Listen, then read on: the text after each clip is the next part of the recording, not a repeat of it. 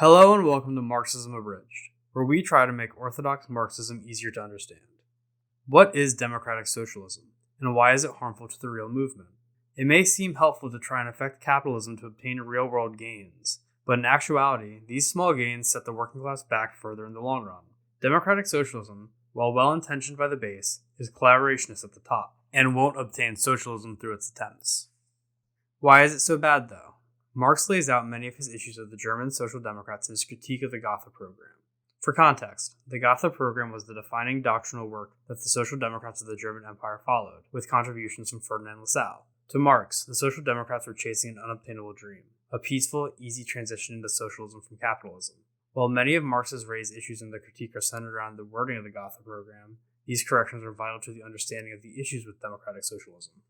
While many of the issues raised are about wording, democratic socialism itself is built upon trying to modify and fit socialism into capitalism.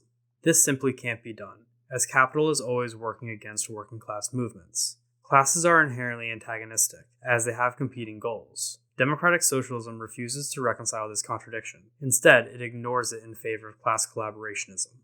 Class collaborationism, or the collaboration between the working class and the bourgeoisie, can take many forms. The two most common, however, are democratic socialism and fascism. Both systems, while radically different, attempt to form a new society out of capitalism through the usage of capitalism instead of the abolishment of it. In fact, the collaborative effort between the two ideologies is well documented. While the Social Democrats of the German Empire were staunchly anti-fascist after the fact, Friedrich Ebert, the first democratic socialist president of Germany, used the Freikorps, proto-fascist militias, to take down the Spartacus League during their revolt. Another crisis of democratic socialism, emblematic of Ebert's action against the real movement, is the constant concession to capital to obtain any change. To participate in an election, and to obtain any semblance of capital support, certain goals of communism must be abandoned, else it would be contradictory for capital to support democratic socialists. The fact that there are billionaires willing to work with democratic socialists should be seen as suspect, not as something to be aspired to. If they support democratic socialism, then they're benefiting from it in some way, and in this case, its stability. Democratic socialism sacrifices revolution for reform, which enables the bourgeoisie to influence the process. This influence will always be used against the reform process, as said process is meant to strip the bourgeoisie of their private property and capital. Logically, there is no reason for the bourgeoisie to support a movement that is so radically against it without first ensuring their survival. Let's, for example, look at Alexandria Ocasio-Cortez, who is expected to fall in line with the rest of the Democratic Party so as to not cause the disruption from the left. She does this gladly, and she receives legitimizing bourgeoisie support due to it.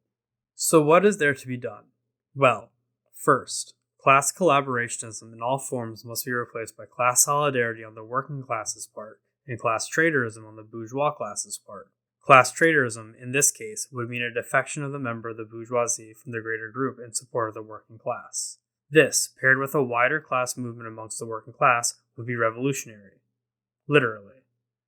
This has been Marxism Abridged. Thank you for listening.